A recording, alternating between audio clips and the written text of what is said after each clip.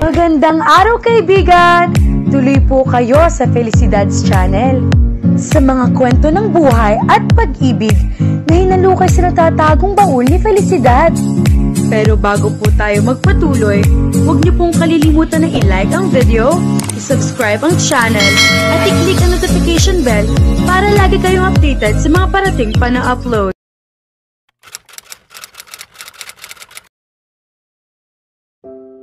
Matapos magtrabaho ng ilang oras, napagpasyahan kong magpahinga muna.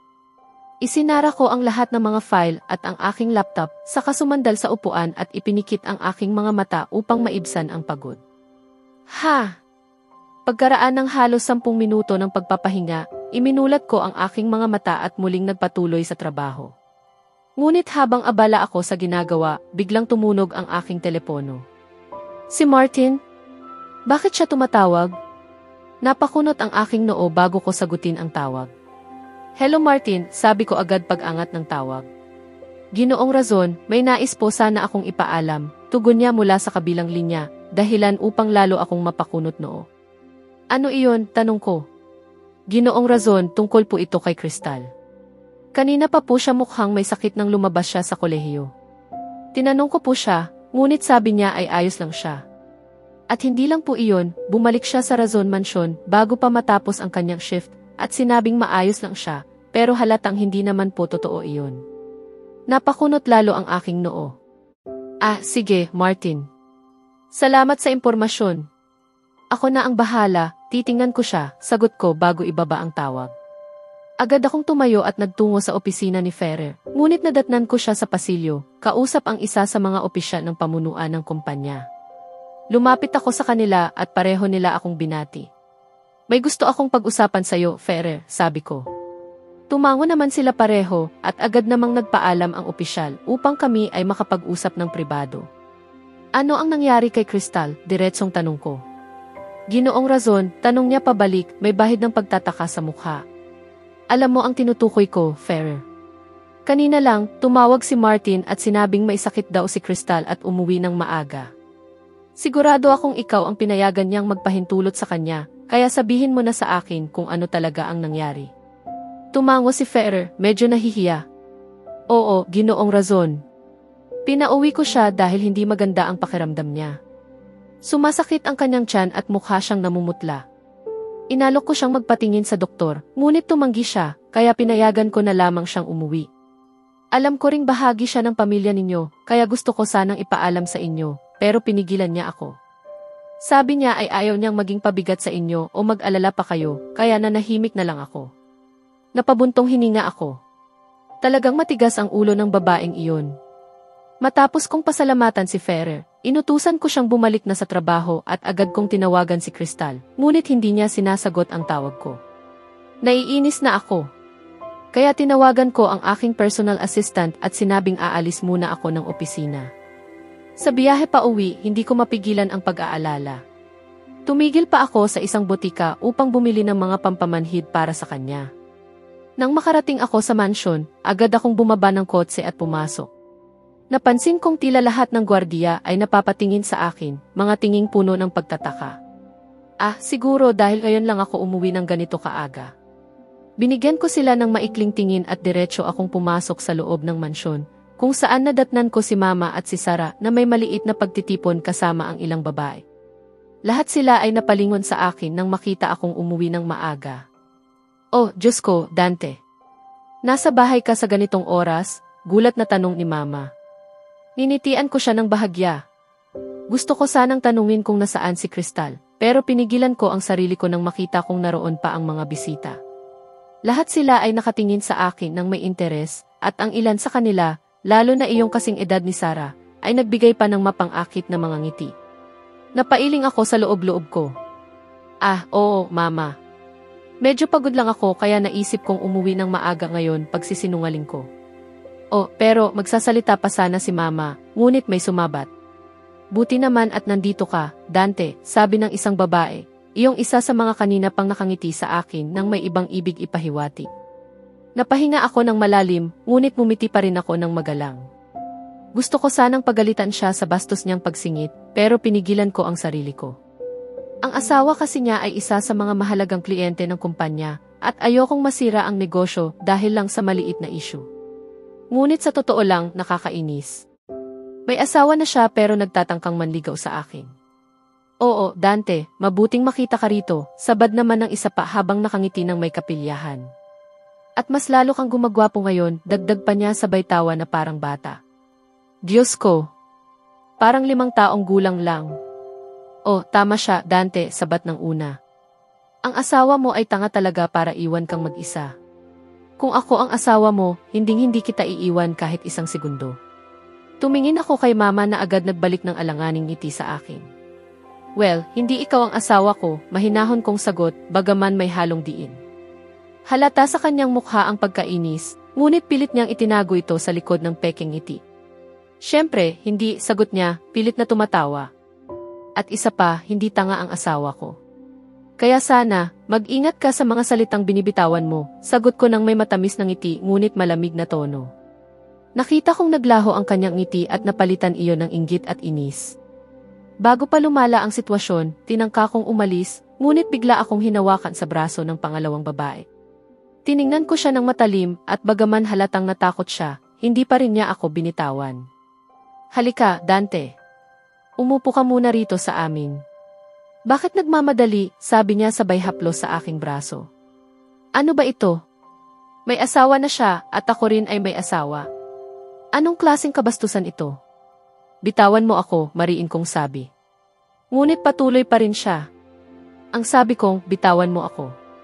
Ngayon ay ginamit ko na ang aking pinakamabigat na tono, dahilan upang bigla siyang umatras at manginig sa takot. Sa susunod, wag mo na akong hahawakan, malamig kong sabi. Dante. Akala ko kasi. Hindi ko na siya pinatapos at agad akong tumalikod palayo.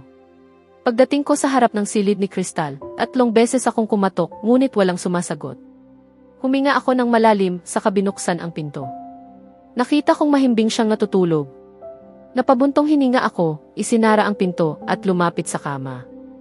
Ipinatong ko ang mga gamot sa mesa at naupo sa tabi niya. Halata sa kanyang mukha ang kaputlaan. Dahan-dahan kong hinawakan ang kanyang noo upang tingnan kung mailagnat siya, ngunit normal naman ang temperatura. Ano ba ang nangyayari sa'yo, Crystal? Mahina kong bulong habang hinahaplos ang kanyang ulo. Matapos ang ilang minutong pag-upo sa tabi niya, napagpasyahan kong hayaang makatulog pa siya. Tumayo ako, inayos ang kumot sa kanyang katawan at saka lumabas upang pumunta sa sarili kong silid. Pagkatapos kong magbihis at magpahinga ng kaunti, bumalik ako sa kanyang silid. Tulog pa rin siya. Habang naglalakad ako sa labas ng kwarto, lumapit sa akin si Mama. Alam kong hindi ka umuwi dahil lang sa pagod.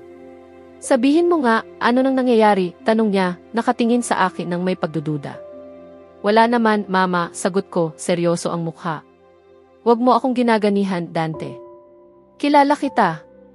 Hindi ka basta-basta uwi ng maaga. Halos pumapasok ka pa nga kahit may sakit ka. Kaya sabihin mo na ang totoo. Mama, please. Napabuntong hininga ako.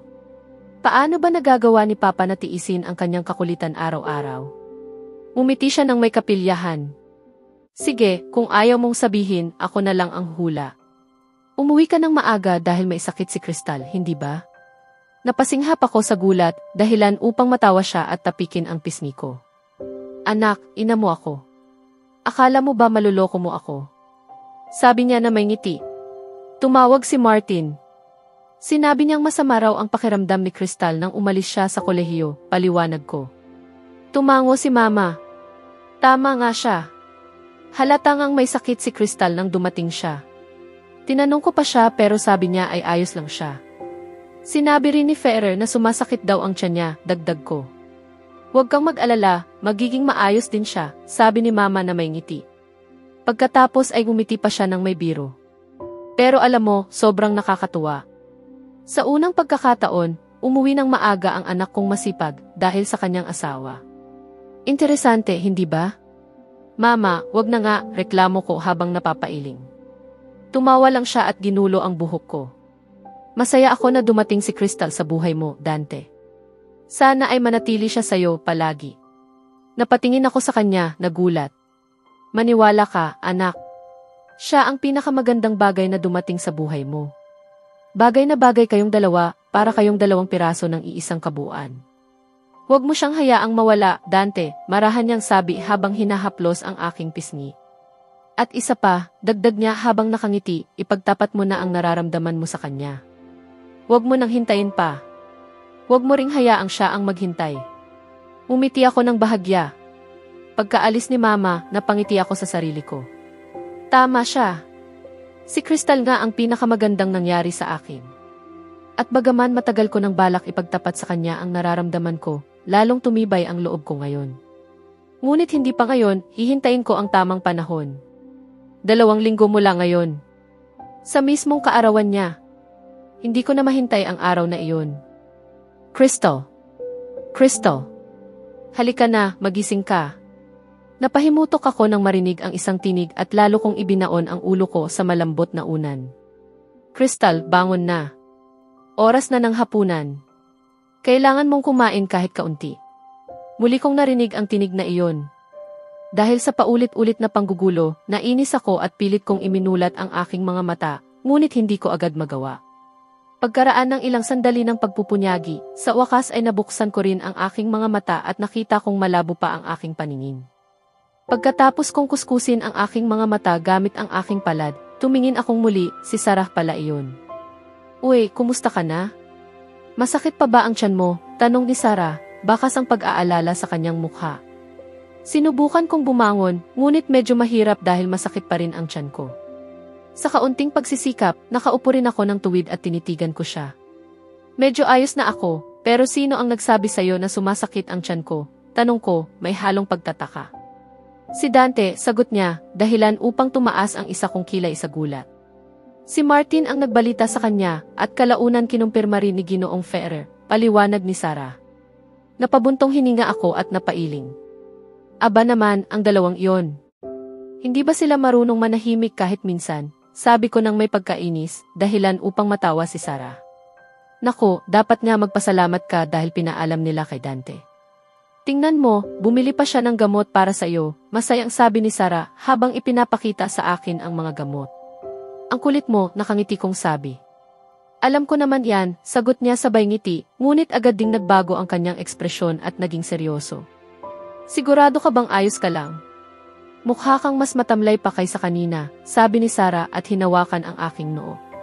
Oo, konting sakit lang sa tiyan, sagot ko nang may mahinang buntong hininga.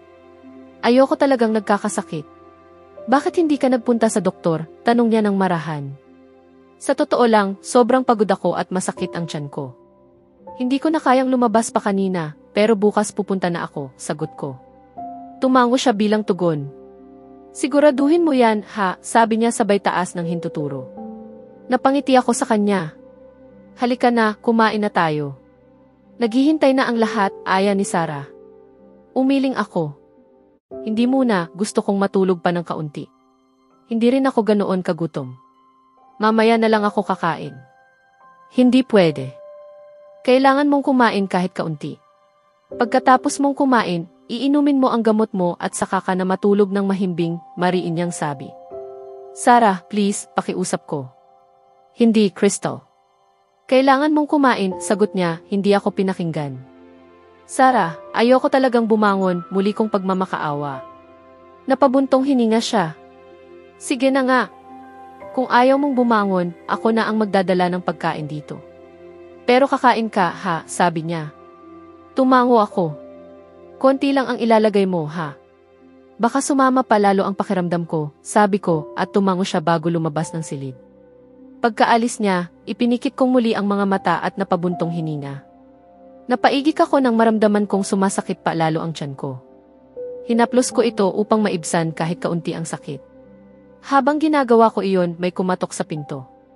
Pasok, sabi ko sabay mulat ng mga mata. Pumasok si Dante, may dalang tray at bote ng tubig. Inilapag niya ang tubig sa upuan at naupo sa tabi ko, hawak pa rin ang tray.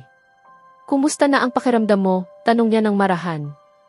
Maayos na ako, sagot kong may kasinungalingan, ayaw ko kasing mag-alala pa siya. Ganon.